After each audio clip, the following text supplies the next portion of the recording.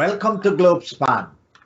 Today on Globespan, we will be speaking about local government. I'm Paul Nehru, Tennessee, and we have about 4 guests.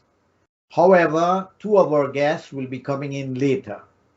The subject today is, can effective local government transform Guyana?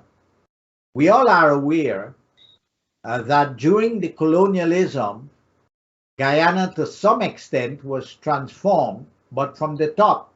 We always had governance from the top.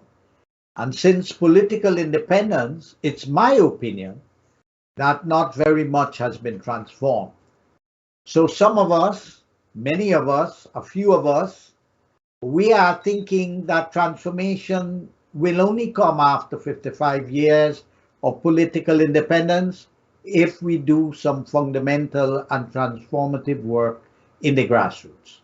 So today we are going to be discussing, can effective local government transform Guyana? And we have with us Dr. Vedawattie Ram. She's the founder and director of Catalyst Consulting. For her doctoral thesis, she has done leadership, transformational leadership, and she has a ton of experience in local government. And we are going to access as much as we can today in this conversation on her knowledge and her analysis.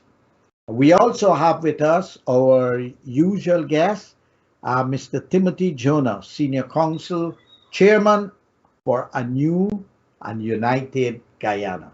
And Timothy, as chairman of this opposition political party, I'm sure he has a program for local government and for transformation. We will be joined later by Dr. Ramayya, who has done extensive political work in local government, but he has his own TV program and he'll be coming on late. And Mr. Floyd Haynes, who's the president of the Ramayya Institute, is on his way to Guyana, but he's promised to come in from New York Airport. We live in the digital age. So this is how you do a program now. You have people entering the program at different points, different times, different geography, different time zones. So we'll start immediately with Veda and with Timothy. Veda, just a kind of brainstorming in a general way before you get the specifics of your experience. Do you really believe that we can have effective local government can transform Guyana?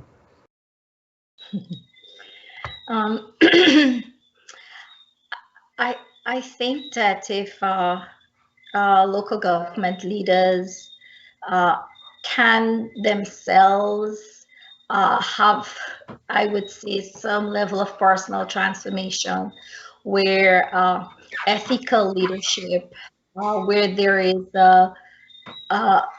an effort to be able to develop their own competencies. Yes, I think with ethical leadership and, competencies being developed, yes, it's possible that we'll be able to do better delivery of services. And Timothy, what's your general view of this? Do you believe, and your party, do you all have are you all committed to local government to the point that you believe that they could play a major role in the transformation of Guyana? Well, I'm not authorized. Thank you for having me again, first of all, Paul. Good to see you and nice to meet Veda for the first time. I'm not authorized to speak on behalf of ANOG on this because I haven't asked them. But if you don't mind, I'll just give you my opinion. Your opinion is invaluable, my brother. I'll take that with a pinch of salt. Okay. The local government in Guyana is a microcosm of our larger problem. Our larger problem is that once we have appointed in a 2-party system our government, once we've elected our government becomes a democratically elected dictatorship, controlling parliament, passing the laws, and doing what it wants. Exactly the same thing happens at the level of local government. The current statutory structure just extends that principle of centralizing power so that our local government organs are owned, controlled, directed by the government. And as long as that's the case, as long as you have that insane centralization of power, that absolute refusal to allow the local democratic organs to operate autonomously with financial independence, we will have what we've had for 50 years. And we'll see it. We'll have bad roads, we'll have bad drainage, we'll have inefficient garbage collection, we'll have no accountability of the regional councillors to the people who voted for them, because they know they're only answerable to the government that put them there, and we'll continue to have the same problem.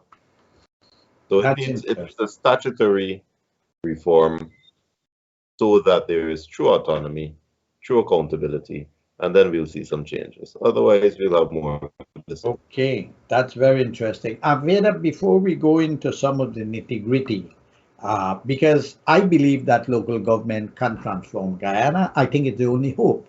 But I give us some, because let's do a little bit of local government literacy. Today, we will not speak about the National Toshaus Council. We will not speak about the specific case of the Amarindo Guyanese and how they are organized.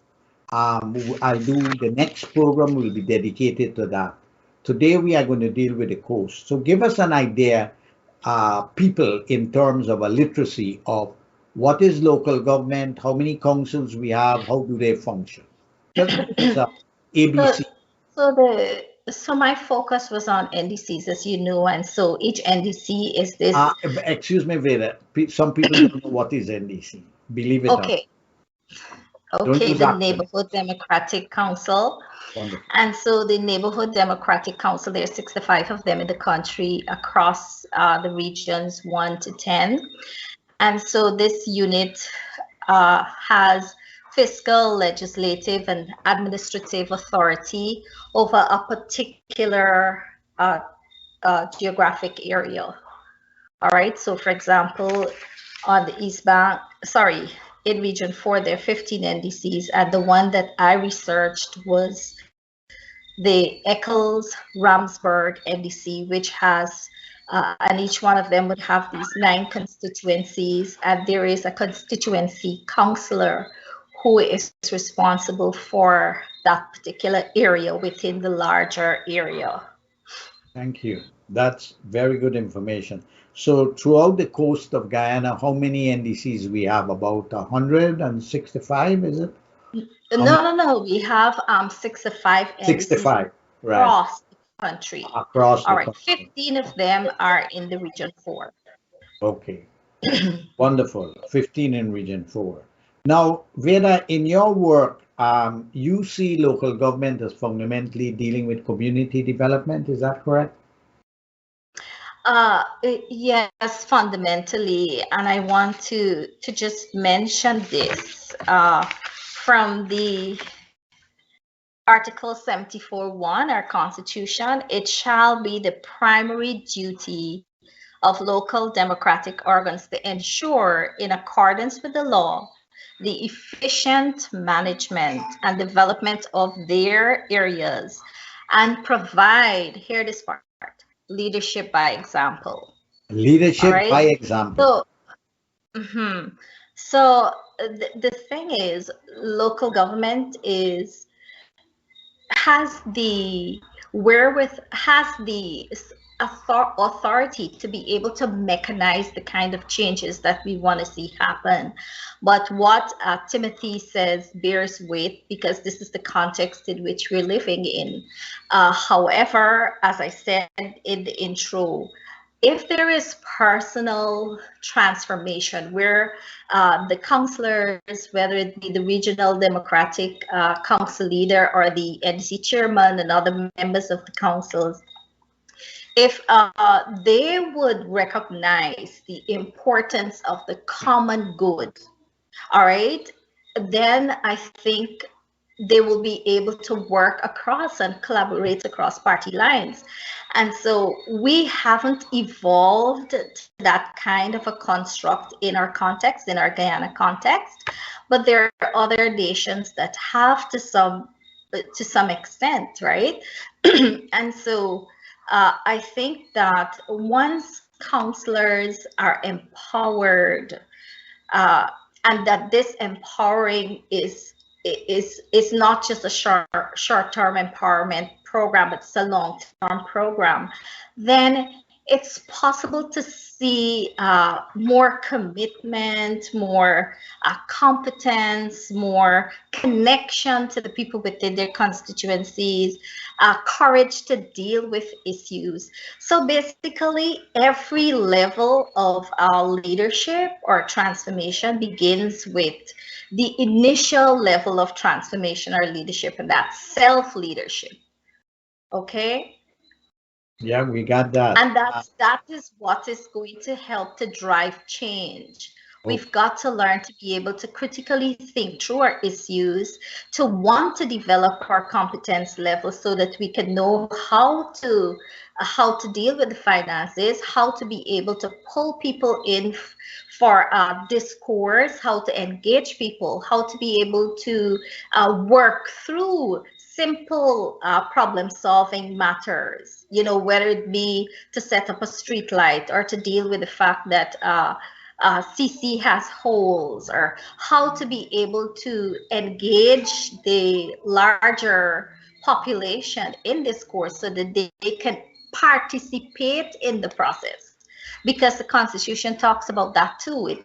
It's not the NDC leaders trying to quote unquote do their own thing, but it's a relationship that has to be developed with the wider cross section of the constituencies and the leaders to be able to work together to work through some of their issues.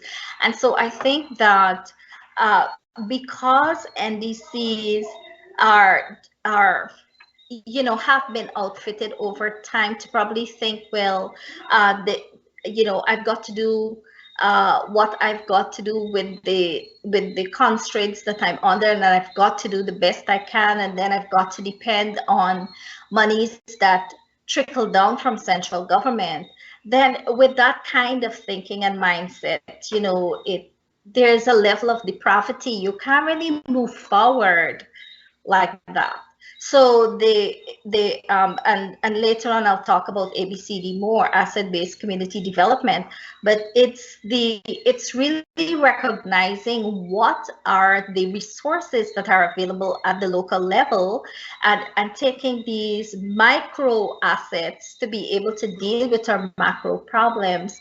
And so that kind of thinking, it's about changing mindsets. It's about helping people to see that, I can think critically, I can think differently, I can think about the common good, I can begin to care, because local politics it's about caring for the people. It's about being able to strengthen your delivery systems. It's being able to deal with the issues at the local level.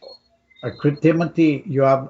Would you like? You want to react to what Vera said, or you want to ask her any question? I have one or two. Timothy. I would just ask one. Before I go further though, Paul, when Veda was speaking, her voice broke up, and I don't know if that was my internet or hers. Are you hearing me clearly? I'm hearing you now, but I heard her everything she said. Okay. Okay. Okay. Go ahead. I hear Veda talk about self-empowerment. So placing focus on the individuals in the council and calling on them to empower themselves and to take a different approach. My question would be to ask if we could have an example of where she has seen that happen, or an example of where she sees that can happen. Well, Veda, that's what you've been doing. So Yeah. tell us your story. Yeah, so thank you so much, Timothy. So I think there's always the need for a champion. A champion is going to be somebody that has the commitment, the competencies, somebody who is able to understand what's happening within that NDC area, and who has uh, the wherewithal to be able to pull various stakeholders together, the counselors, the people, and to be able to help them to recognize where their lacks are and how and where their strengths are and how they could leverage their strengths to meet the needs within their community. So what I did, Timothy, for my practical implementation is what I call ABCD plus TL plus CP is equal to ICE. So You're using a lot I'll of just break. I'll acronyms. just You're using a lot of explain. Veda. You're using acronyms again. Yeah, I'm gonna. ABCD sound Yeah, like I'm gonna. America, Canada, and the European Union. Anyhow, go on. Okay, hold on. Yeah. So ABCD is asset-based community development. Exactly. Now, this is a philosophy that has been developed by John Kretzmann and his colleague in 1974 in the US when they tracked across the states to be able to determine how, what drives the community, how are they able to meet their needs, how are they able to deal with the issues that they have. And so after that bit of research, they were able to put together this whole construct of asset-based community development. So it's like looking at what are the strengths, what are the gifts of hands, the skills that people have, the gifts of hearts, their commitment, the gifts of the head, the skill to be able to use your let's say your financial management background or your legal background to bring to bear to whatever the issue is to deal with it. So we tend to ask the question, uh, we tend to ask, is the glass half full or is the glass half empty?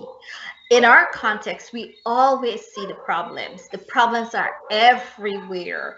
So we say, okay, we have to outsource source the answer. So we've got to get aid from USAID, we've got to get help from the UN and so on to be able to do stuff. But with the ABCD mentality and thinking, you are looking for what's there and then within the community and quickly to the next thing. It's called transformational leadership. So when I think of transformational leadership, I think of like systemizing change for the common Hold a good minute there. in what. Let's, Veda, for the audience, I agree, and without having studied the person you refer to, I recognize even as a professor at the university, I start off by saying that my students did not come into the classroom without knowledge. They are not empty vessels. So in a way to for people to understand the asset-based community development, I agree with you. Wherever they are human beings, even though they are the grassroots level, they may not have PhDs or they're lawyers or doctors or whatever you. Very often, when we are faced with challenges at that level, we don't have the kind of training and opportunities to think through what do we have? What do we have? Exactly. And we have to start off from what we have. So Exactly. to keep simple the asset-based community development, I think what I understand from you is that when you go into a community, we have to do a kind of inventory on what we have. And then we look at the Exactly. problems we face and we say, well, how can we use what we have? And look at that exhaustively, and then you could go externally. Is that what you're saying? Exactly. Timothy, what Exactly, do you Paul. think about that concept? Timothy? Well, I am hearing it, but I'm still going back to the question I asked, which is if we can have an example of how and where this has worked, or how and where you think it can work. Just any specific example, a road that was built using this process, or a drain that was dug using this process. Okay, Vera, tell him about your Bagatstown community project. Yes. So, Timothy, in 2019, I met with people from the Bagatstown, which is on the east bank of Demerara, just nearby the Harbor Bridge, next to Eccles. And so I met with people, and I heard somebody say, Miss Ram, we have tried so very often to pull ourselves together and to deal with our community matters, but we have failed. And she said, well, please don't make us fail again. And, you know, that got to the very core of my heart when I thought about, you know, the issues that are prevalent within that community. So what happened was I pulled some colleagues of mine from the University of Guyana, somebody who was working in the Department of Governmental Affairs, and I pulled some folks from the church, and we got together and met with people. I knocked on doors, I walked through the yards, I smelled the ganja and sat with the guys, and we were able to have 7 persons who were interested in their community and wanted to solve problems within their community. So after that, we got the counselors. I had a small group of counselors because I was focusing on drilling deep down and doing a qualitative analysis. So I had 5 counselors, and 3 of them went with me to do what we will call asset mapping. So this is the exercise, Paul, that helps people to recognize what are the latent gifts within their communities, who could do what, in other words, who will be willing to do what. And so we knocked on doors and talked with people, and here the counselors got a chance to not just do, you know, that thing that they tend to do once every 5 years, where, you know, you walk around the community and you look and you smile and you nod, and people are expecting you to be the savior, but you don't really know how to save.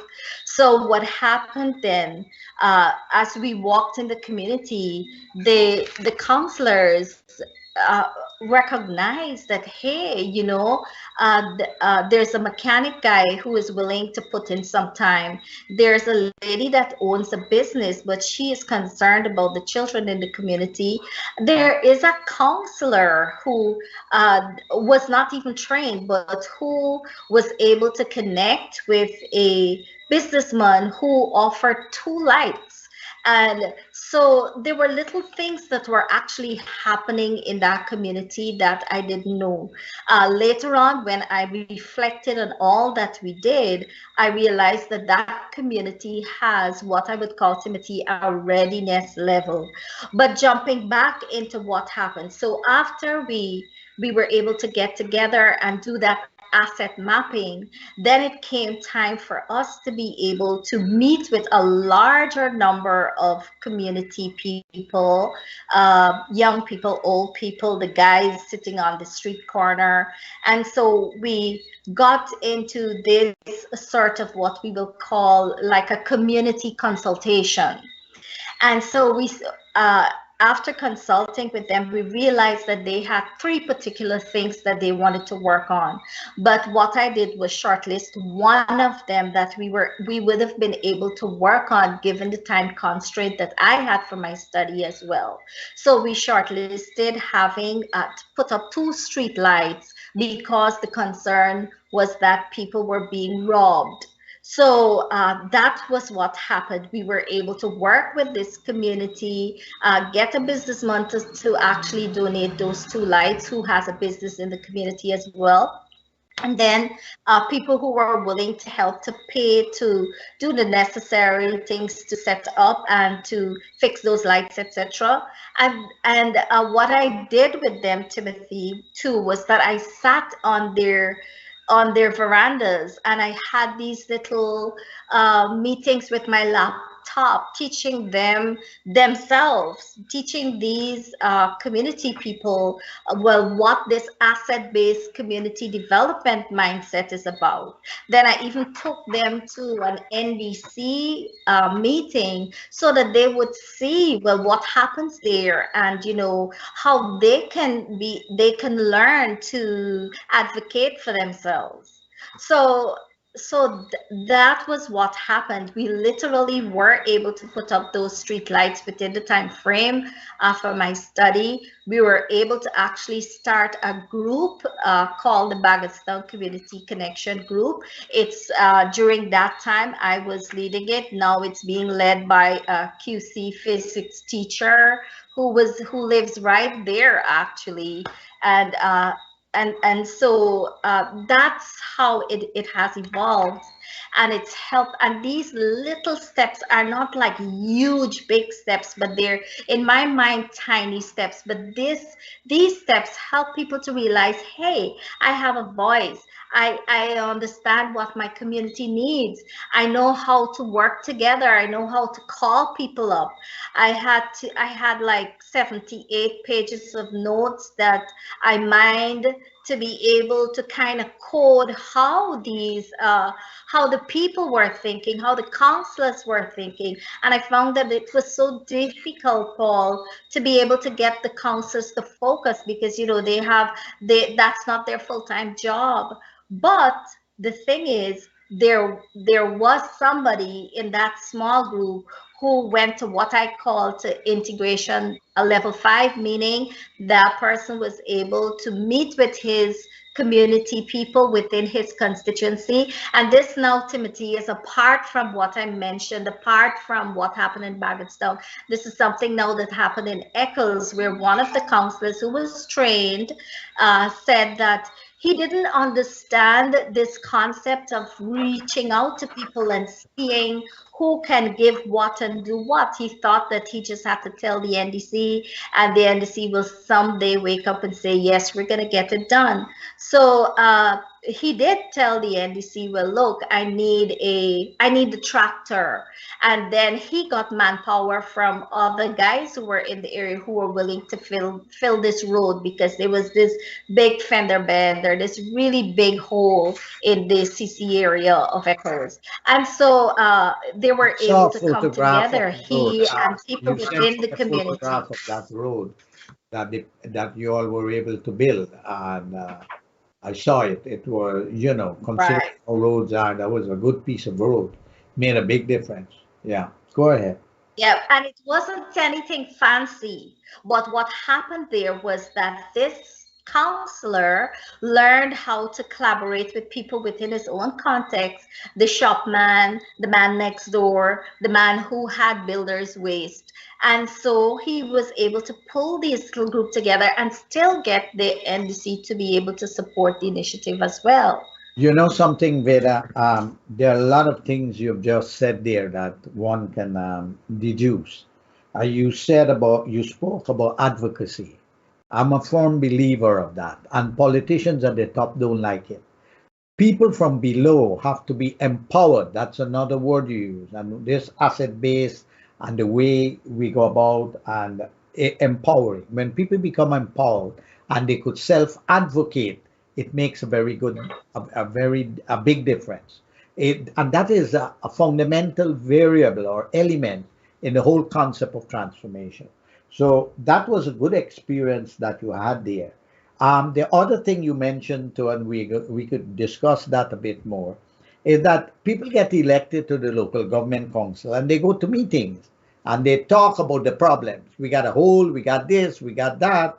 But then they are hoping the regional government will fix it, the regional government hoping national government will fix it, and that kind of thing. Now, this is where we have a problem. Do we have a budget in these NDCs or not?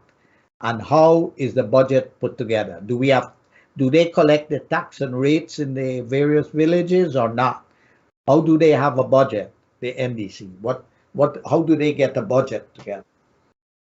Well, we know that central government gives a certain amount to the local NDCs, But the thing is, this particular NDC that I researched had was going to get most of its income from rates and taxes. Exactly. But So let's pin a right, point the there. thing So is you are saying local. that each NDC is authorized and do engage in collecting rates and tax in their community. Is that correct? Yes, Okay, so when they yes. make the budget, what percentage of that rates and tax make up that full budget? Well, the thing is, Paul, it was extremely difficult for me to be able to Oh, get financial information okay. on the NDC, and just investigating it with smiles and, this is going to help you wasn't, there was this level of like caution and hesitance. Well, what is this person going to ask me? Will this person write something about me? So it's very difficult to get information, but I went to two of the meetings that were held in the villages. Okay, this would be the annual outreach that I think that the NDCs will do. And here they actually discussed the budget challenge. And I realized at that time, like about some 50% or thereabout of the expected income from taxes could not be had. They were not able to collect taxes. So, that was a big challenge that they discussed, and they were talking to the 10 people of so who were there, tell your friends to pay their taxes. But the thing about it, it's 1,272 households uh, for Old Echoes would have been the target group, but only 10 people got there. So you see, there is there So we have a is lack of participation of people lack of going to the engagement. village hub, Yeah. attending the meetings and asking questions. So Timothy, you have any comment on what the information we just got from Veda about local government, how they function, and their potential to be transformative?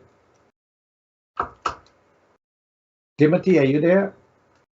Timothy, we are not getting Timothy in. I Something. really do Oh, appreciate okay. her enthusiasm, and I have a difficulty with an approach that does not appreciate the failings that are systemic. You know, when you drive through the suburbs of Hartford, Connecticut, or Miami, Florida, or Fort Lauderdale, and you're driving through the suburbs and you look at the well-paved sidewalks, and you look at the streets that have no holes, and you look at the perfectly kept drains and the absolutely immaculate lawns, you see the standard that we should be aspiring to. And I have never seen an occasion in the suburbs of Miami, the suburbs of Fort Lauderdale, the suburbs of Hartford, Connecticut, some of those lovely towns in South Carolina, where the residents have to get together to get free builder's waste to fill a hole. If that is the standard that we're aspiring to in Guyana, there is every reason to understand why every single Guyanese, including Paul Tennassee, is in such a hurry to get out of Guyana. I'm not, I We have, wasn't, no, let me correct you because we I don't want you have to, to no, set, hold a minute. You're misinforming the public. I returned to Guyana and I was fired at the university. I took the well, money and built a movement for 10 years, fought for free and fair elections, went all over the world, got kidnapped, persecuted, and all that. So don't do that nonsense with me. Please correct yourself. You're not in a courtroom here where you could say anything. You have to be based So on fact. So let me make that very clear to you. The contribution I made to Guyana, let me you make it still have to equally make. clear to you Okay, go on. that I so am here so Yeah, and go you are on. not. So if you are not yeah. here, it means that you have gone for greener pastures.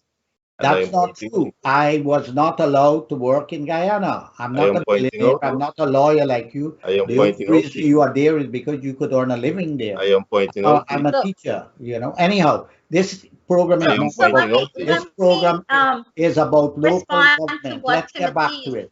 Let's get back to it. The point that Timothy is making is the comparison he's making for the last 37 minutes. We are talking of the third poorest country in the hemisphere. We are talking about very, very poor people that are grassroots in Guyana. So you can't compare them to the suburbs of Miami.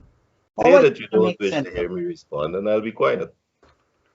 Go on. So either you wish for me to respond or you don't. Yeah, go ahead, respond. But when you're talking nonsense, I have to point it out, brother. Well, you may have an opinion. Especially when it's personal. Okay. You may have an opinion. Yeah, but your opinion as to what is nonsense often may in itself be nonsense. Go ahead. So nonsense cuts two ways. But at the end of the day, in response to your nonsense about my nonsense, I am here on the dam, and you are in greener pastures abroad. You're in a lawyer's office, man. You don't know what condition I live here. You think America is the best place on earth. There are a lot of struggles here in America. Today, most of my friends got locked up in front of the White House, fighting for civil rights and fighting for jobs. Or a moderator. Yeah, I'm just telling you, than everybody else. Sweeping statements, man. And you keep comparing. We're talking about local government. We're not talking where I live or where you live. More than everybody else. So let's go on with the subject of local government. Because sweeping statements cuts two ways. What do you see as a way out, Timothy? You're the leader of the political party. What do you see as the way out of local government? I have to respond to you because you've just said a mouthful. Okay, you said I make sweeping comments about you. And yet you say, I'm here in a lawyer's office. I'm not in a lawyer's office. You don't have a clue where I am. You've never been to my office, yet you accuse me of making comments about you. And you are making comments about me with absolutely no knowledge. Okay. So either be the moderator and ask questions, or conduct the show and talk yourself. But you can't have it both ways. Are you a moderator, or are you going to monopolize the conversation? I've been listening. Go ahead. Go ahead. I have been listening for 39 minutes. Okay, I've listened very carefully. I took a page of notes. I want to answer. So either I can. Go ahead. Thank you. As I said, when you drive through these suburbs, anywhere else in the world, you look at the pictures, Colombia, Venezuela, even Venezuela, Brazil, you see well-paved roads, well-organized sidewalks. You see in the suburbs, people clearing the garbage, people picking up litter. You see a well-structured and orderly society. That is what we have to aspire to. That is what we have to want. Unless we set that as our standard, we will continue to have Guyanese trying to leave these shores for greener pastures. There is no doubt about that. And therefore, for that reason, we have to identify the problems that we are facing. And we can't do that.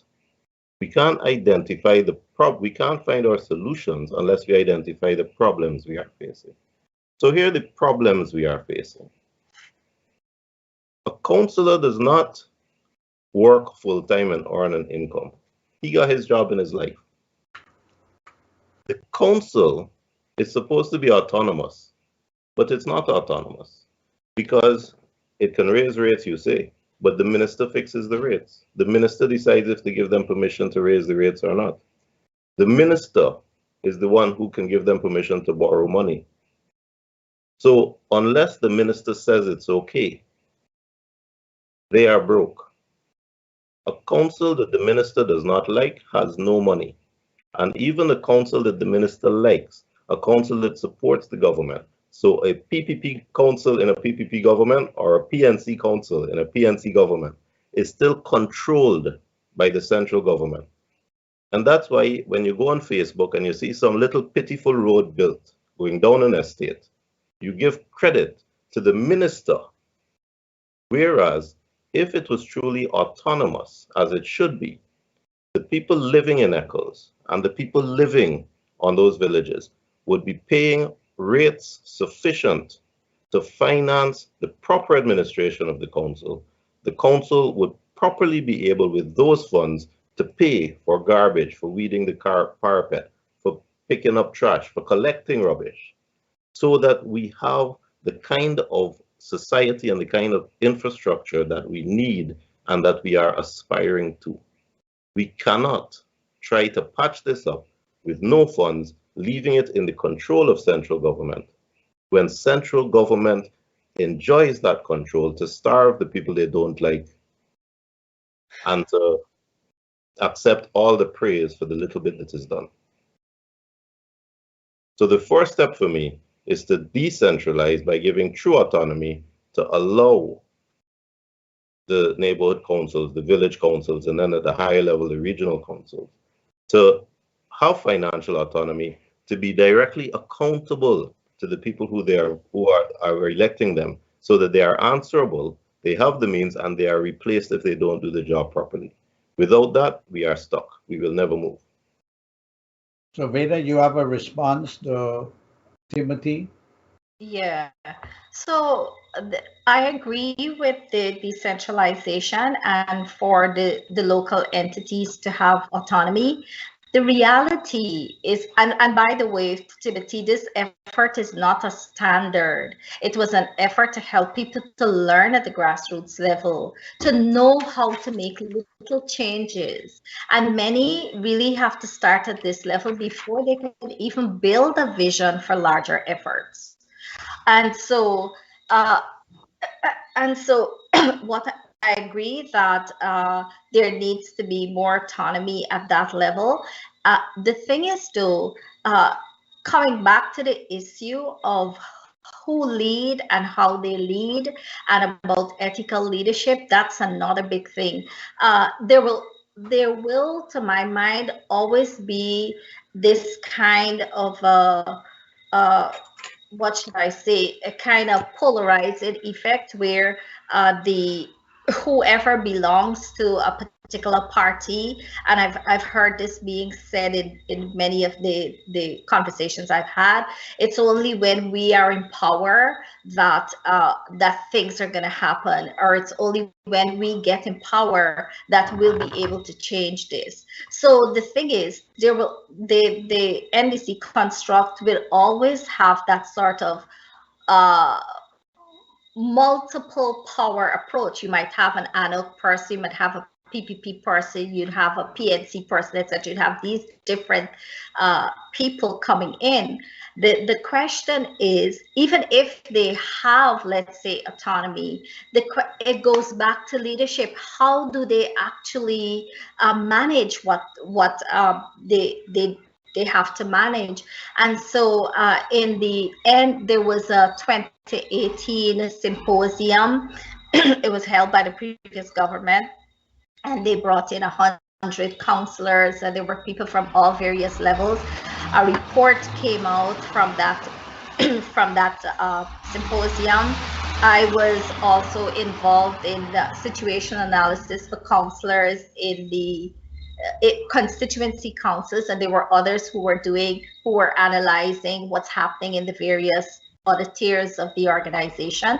And so one of the big things that came out of that was how are people going to be able to lead effectively, and how are they going to be able to manage the resources that they have, and how, of course, they're going to be able to build even more financial resources that they need. So autonomy was something that was being discussed, but the bottom line to the discussion as well, in my opinion, was you could give people the money, or they can have the resources.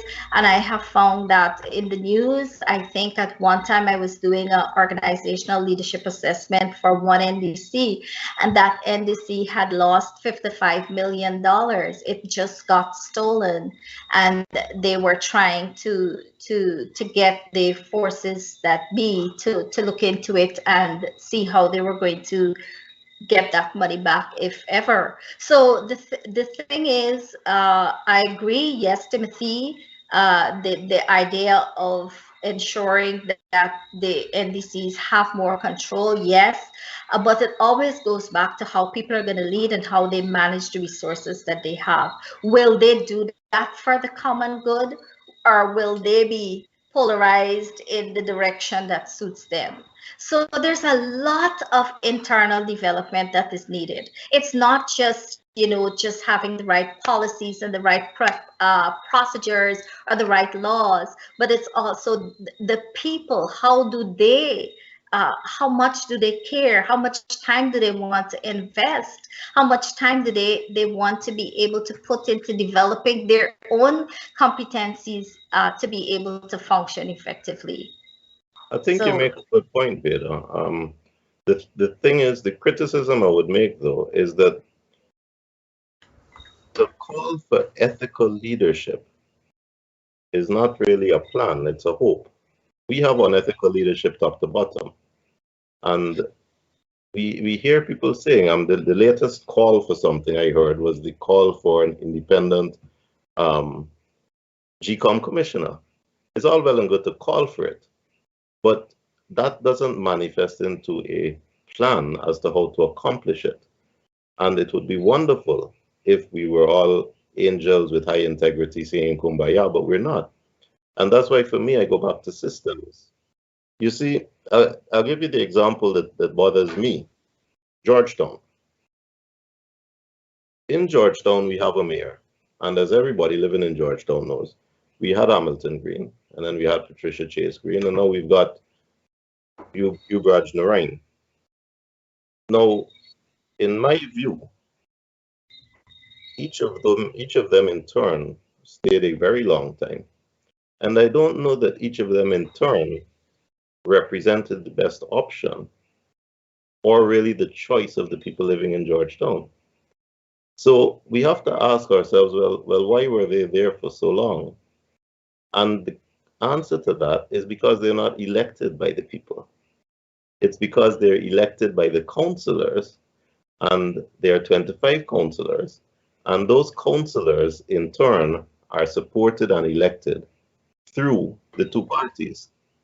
So in each of the areas in Georgetown, these PPP support, PNC support councillors run and campaign, and then you end up with a council that is either controlled by PPP or by PNC, and those councillors who have the control decide who they want as mayor.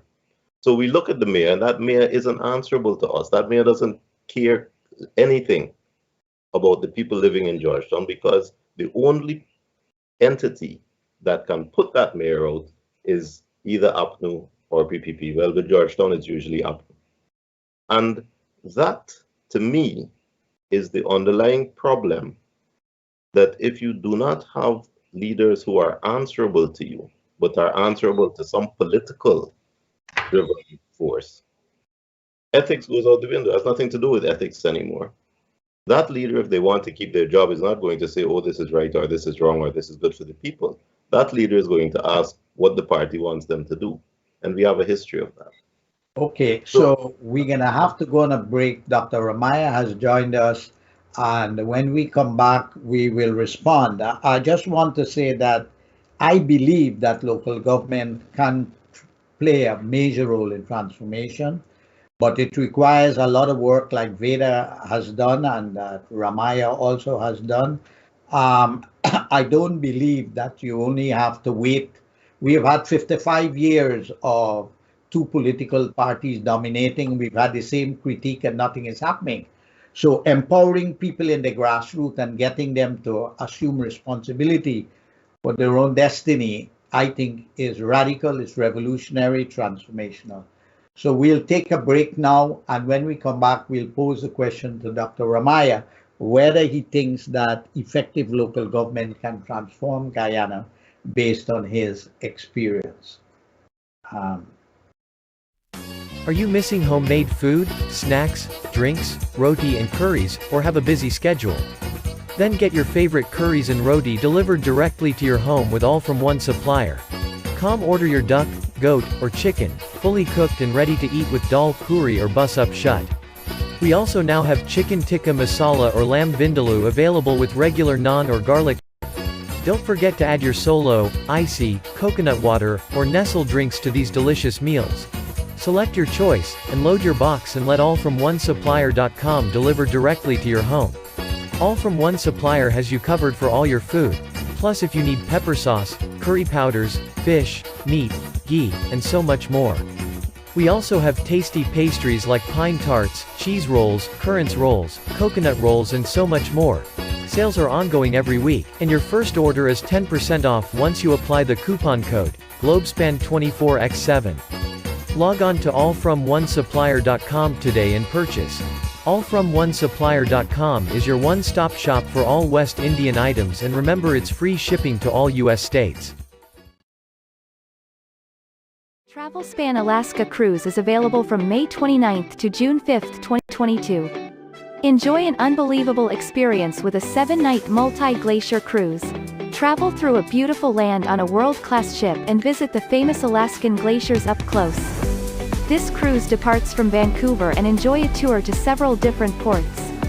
At the end you will also have an opportunity for a city tour. Call Travelspan today to book your trip, with affordable payment plans available. In New York call 212-243-0865. Georgetown, call 227-1701. Berbice, call 337-4287. Trinidad, call 645-1604. Travel plans? Call Travelspan, serving you for 27 plus years. Globespan 24/7 continues its efforts to serve the communities. The platform provides for all sides to air their views and discuss solutions. Viewers in Guyana and across the world are participating in these discussions. Globespan's platform offers Guyanese an opportunity to express their concerns and discuss solutions in the political realm, thereby addressing the polarized situation. Discussions also include social ills, such as alcoholism, domestic violence, and suicides that have been plaguing the people. The Globespan 24/7 platform connects the diaspora and the world with Guyana. So become a supporter of Globespan 24/7 today by clicking the badge icon on the lower right side of your screen. For only $10 a month, you will be a supporter of Globespan 24/7 initiative and have a badge displayed on your Facebook profile. Help us to continue to serve the communities.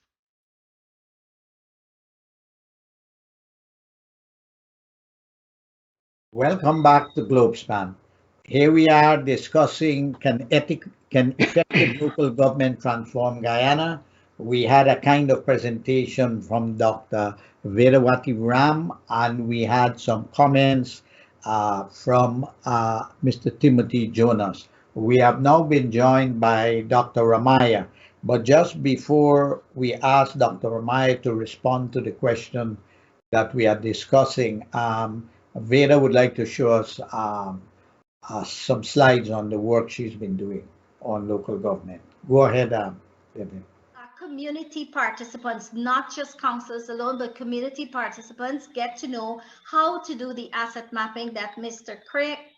Hubert Erlin did in his area, and so that you'll be able to see a wide scope of resources that are possibly there to bring to the table. And then we want to be able to train you in the area of the contextual servant and holistic leader perspective. And we need leadership if we're going to be able to mechanize the kind of changes that we want to see, that Mr. Wilson is asking about, and others. And then the long-term project that we have in mind is where we want to work with councils for a 4-month period, once per month for a 4-month period, to be able to help them to work on one SMART goal. It could be problem solving, planning, conducting a community outreach, developing a plan for getting people to pay rates and taxes, etc. Yes, but that's a long-term program, and it is tacked to an actual community outreach. So it's not just book and pen or discussions, but you have to do the work. So guys, we would like you to connect to us, give us a call. All right, you can give us a call at 652-0432 or at 233-2371. We're here to build to transform and to transform to build. Okay, so we were not able to hear who are in the panel here what the video was about, but the audience was able to look at it. And it's really, I saw it. It's about the work that Dr. Ram has been doing at the community level in training. Dr. Ram, can you tell us in just 2 sentences um, what that training program you do? Just tell us very briefly so that Dr. Ramayya could share his views. Oh, good, good. The So, video, what was that about? right. So the training program helps counselors to understand that they need to develop an asset-based community development mindset, and they need to understand transformational leadership practices. And if they are able now to put the two together in the context of a community project, they get an opportunity to realize a particular goal, whatever that might be. So it's training that is based on a specific outcome, whether it's to deal with, to advocate on behalf of somebody. Let's say there's an issue that's been going on for over 10 years now, and so they want to deal with it. Somebody who is allowing their animals to be in a very, very unsanitary condition, and so they want to deal with it. So I do the training and help them to get the tools, and so now they're able to they're able to connect with the people within their communities and be able to form a group that can work together and bring this matter at the NDC to be able to add traction to it so that they can, make a difference. So basically, you are a believer and an advocate that we have to train all these local government councillors. And they have we have to invest in their training. Okay, Dr. Ramayya, I'm sorry that I know you were busy in another program, but we are you are an old horse at working at the level of local government. As a matter of fact, you work in the community all the time. So what is your view? Can effective local government transform Guyana? We have not been having transformation from above. Can it come from below? Well, let me say a good evening to the panel and Mr. Jonas and Ms. Dr. Ram. Special good evening to and my brother Paul. I have to subscribe to that because I've witnessed in all the NDC that we have in Region 6 here, they are not effective in making decisions as to their communities and how it should be governed. And if you recall, Paul, in 1994, that was one of my missions when I came back to Guyana, that we should not be selective in terms of party line, and as Mr. Jonas pointed out, but let the community choose the most competent person to take that role and become a role model within the community or within the NDC. Like today, for example, there's supposed to be a statutory meeting at the NDC in my area. The quorum is not there. The interest of the people that were chosen to become councillors, in my opinion, they are very incompetent. And this should not affect the party. If the party wants people to help to promote their political ambition or ideology, what should be done? The best given person should be chosen for the position as become councillors and to become chairman. We have about 270 councillors in Berbice, in Region 6. And I don't see that even half of the people are active. And as Mr. Ram said, it's something that we have to look where education, and this can be a very important aspect for the government that is in power. If it is within, for Berbice, for example, is a PPP dominant area. But by the same token, we should not be selective and party line to become councillors. We should look beyond that. And if we look beyond that, that independent mind, those, even if they do not support a political party, but they support NDC, the neighborhood that they lived in, that is an asset for any other political party to follow. But if we don't have that type of leadership within the NDC or into the three tongues that we have, New Amsterdam, Rosal, and Skellen, then we are not going to function. The NDC has to push now, and they can get more political power. They can develop their own political power within the NDC area. And this is when I believe strongly that the government will have to listen. If we have the educated NDC counselors, that way the government will have to deliver financial support to make the NDC works. But unless we don't have qualified people, and if we go on a party line, we will be where we are today. Party line is not going to bring development because the best chosen person are not going to be there. And people who are politically affiliated will carry out party line. And I think no government or no political party should be offended by independent person who wants to be within that NDC. And this is my take, because if you don't have people who can execute good ideas for development of the community, the region will not be developed.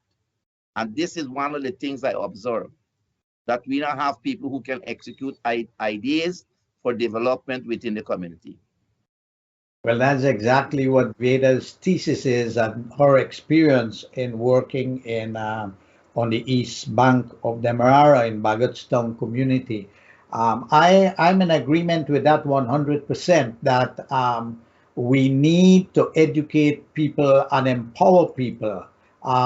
We need to educate them and the grassroots to take responsibility for their own destiny. And they're not going to get anything doing what they've done for the last 55 years, waiting on the central government or the regional government to deal with their issues.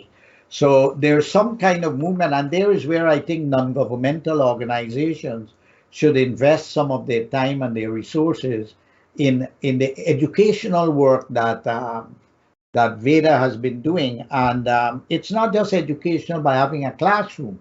It's actually doing practical things like you are accustomed to and that Veda has been doing.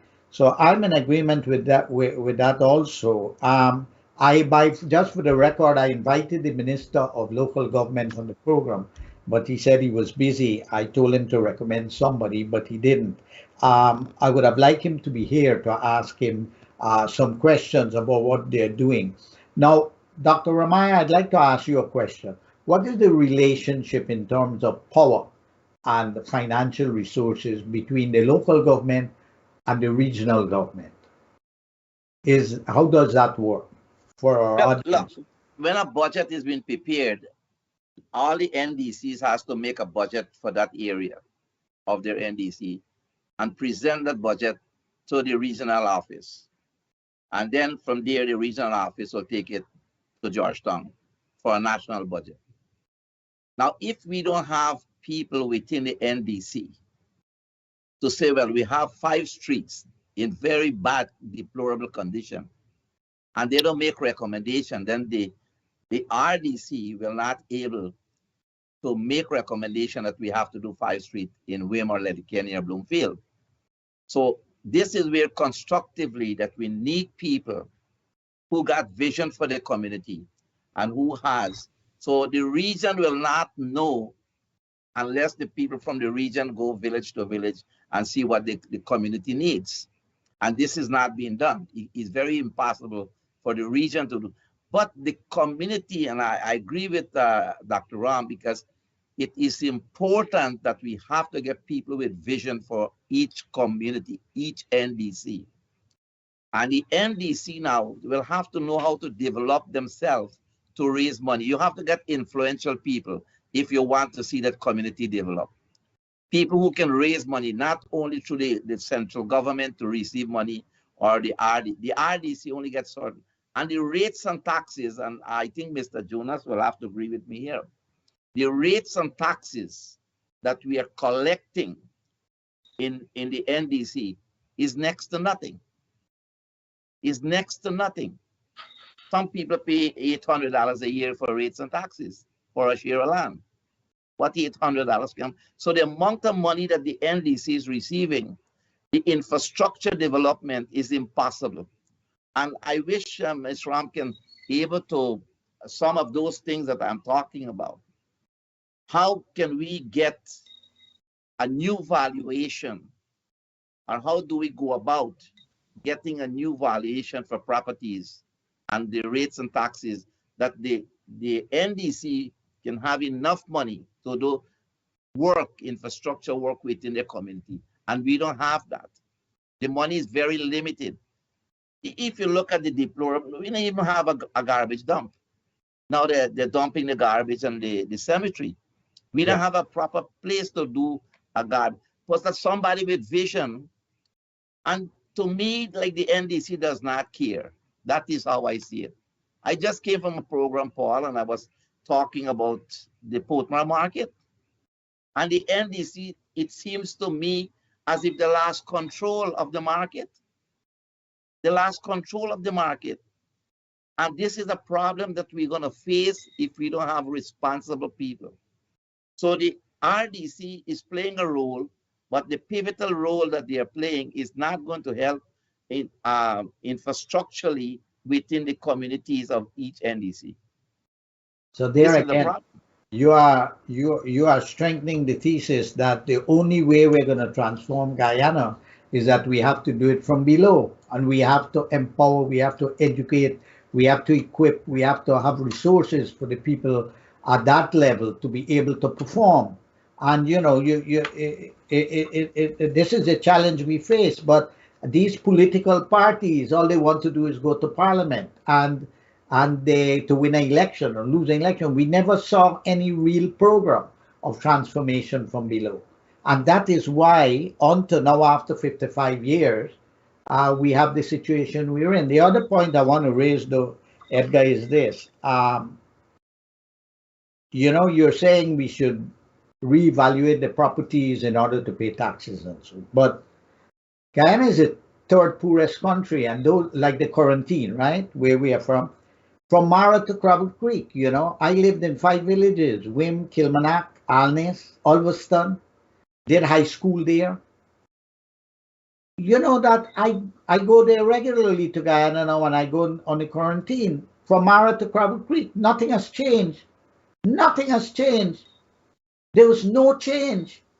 I have never seen anything like that in my life. There is no change. We had the plantation in Albion, Rosal, and so forth, and we had rice. But what else do we have on the quarantine? So what is going to generate the resources? And if we overtax the people property, where they're going to get the money? They're going to lose their property. So they're not going to lose their property, Paul. I will tell you, they're not going to lose their property. But even if a 20% increase in the rates and taxes, you will have 20% more development in that community than to have none. And whatever we are paying today with the cost of living and expenses for what the NDC is going through, they can't even pay salary. Some of the people, 3-4 months at Port Morant, NDC, they're picking up garbage from the market and so forth. They're not getting paid. The money, the resources that they have is not enough. So how they're going to generate money to do infrastructure work? This is one of my questions. Because the central government is not going to pour in money. And the RDC is only going with the budget that they submitted and what is approved. Unless there's a supplement for additional money, and that is not something often that will done. You know, so, and this is a big problem that we are facing. So, Veda, if we have to get development, you have to get money to get it done. So Veda and Timothy, how do you respond to Dr. Ramayya in terms of where we get the money for the NDCs to be able to do what they have to do? How will it happen? You know. We made the point earlier that the money comes from rates and taxes, from paying your rates. And I had made the point earlier that the minister controls that. Now, I broke a rule today that I have, and I looked at some comments from your viewers. You have a viewer named Mr. Gobin Harbajan, who is usually very informed and is on the show frequently. And Mr. Harbajan says that the NDCs have the authority to increase rates and taxes under Chapter 2802. Mr. Harbajan is wrong. If you look at Section 54 of that act, Section 54 says they fix an estimate, but they submit it for the approval of the minister. Unless the minister approves a change in rates and taxes, as Mr. Ramayya has been saying, the council can't do anything. The minister has total control, and your source of income as a council is rates. So if the minister says you can't raise your rates, and that's what the ministers have always said because the government likes central control, then the council is bankrupt unless it gets funding from central government, which Mr. Ramayya also just said, no money coming from central government. And it is that central control of power that is destroying the hope that we have that these bodies can operate autonomously and truly help us. Mr. Ramayya is right. You got houses that are worth $50 million, $250,000 US, and they're paying $150 a year rates. It is totally out of proportion with the value of properties and the means of the people to pay. You're right, Paul, that Guyana is not wealthy, but Guyana is not wealthy as a nation. There are valuable properties, and the amount of rates being charged and paid is totally inadequate to meet the needs of the council, even garbage collection. I personally spend more paying private garbage collectors than I have to pay rates and taxes. And that is an untenable situation, because what it means is that the council not collecting garbage, yet I got to pay them and still got to pay for private garbage collection. Surely they should be able to charge rates to meet their estimates. The minister doesn't let them do that. And surely we got to decentralize that power so they can fix rates, and that will make them accountable to us. Because if I got to pay rates at a real level to a man who is accountable to me, and I don't like how he does his job, I will remove him next election, and someone more competent will go in. So, The Veda, consequence of this. these are very good comments by Timothy and Dr. Ramayya. The program is coming to an end. What is your response, very, very briefly, to both inputs just now? Yes, I agree with the restructuring of the rates and taxes, but I also know that within the NDC that I studied, that about some 50% of expected rates were not coming in, and this is from an area where you would expect that people will be able to pay. And interestingly, at that village meeting that I attended, I learned that the rates were not coming, rates and taxes were not coming in from the more financially endowed communities. So that was kind of interesting. So yes, there is need for the whole restructuring of that. Okay. So we're about to come to the close of the program, and I'd like to thank you. Paul, before you Yeah. go, I Yeah. to support Ms. Ram, why people are not paying their rates and taxes. One of the things that I find there is a lot of deficiency within the NDC, where you come from the overseer. Yes. Notices are not being sent out to these people. And Long ago, as I recall as a child growing up, they used to get like rates and taxes against your property. If you don't pay your rates and taxes, we used to get rate sales. If you don't pay for so many years, they can put your property on sale. And there's absentee ownership in Guyana today, in actual every single village. And people are renting their house, so they like care damn to pay the rates and taxes. But we have to find ways and means how to collect. If it's 50%, the other 50%, why we can't collect it. This is a problem. Well, but we have to get the dynamics to do it. You can't put people within the NDC who are just come to a statutory meeting and walk away, and the meeting is done till the other month you go back to. No, they are not doing enough work. okay. And this is a problem for all the communities. So I really appreciate the invaluable contribution of all the participants today. We have to retake this subject. We have to deepen it. And our next program will deal with the Amerindian community and their local governance. And we have to compare it and see how we are doing generally. Before I close the program, I'd like to talk a little bit, just 2 minutes, about my own village, Alnes. Devin, can you put up the slide, the photos for me, please? Devin? Devin? I think we lost Devin. Devin, we have this technological problem that Devin? Devin? Oh, I'll have to call him, I guess. Devin? Devin, are you there? We've been calling him for the last 2 minutes. I want to close up the program, and I'd like to show these photos I asked you to put up. Okay, this is Alnes village, and that is the coca. You see how it is? It's blocked. This was the system the Dutch had established. Now, in the 60s, when I lived in this village, you had a village office that was very active. That village office, you see how it looks? It's a terrible village office, and it's fenced up and all that. It doesn't look like it's user-friendly. But we used to have a ranger, and he used to open the coca and close the coca. Now, in that very trench, people used to catch a lot of mullet. In that very trench, people used to feed themselves. Now, we want to know why we have so much flooding in Guyana.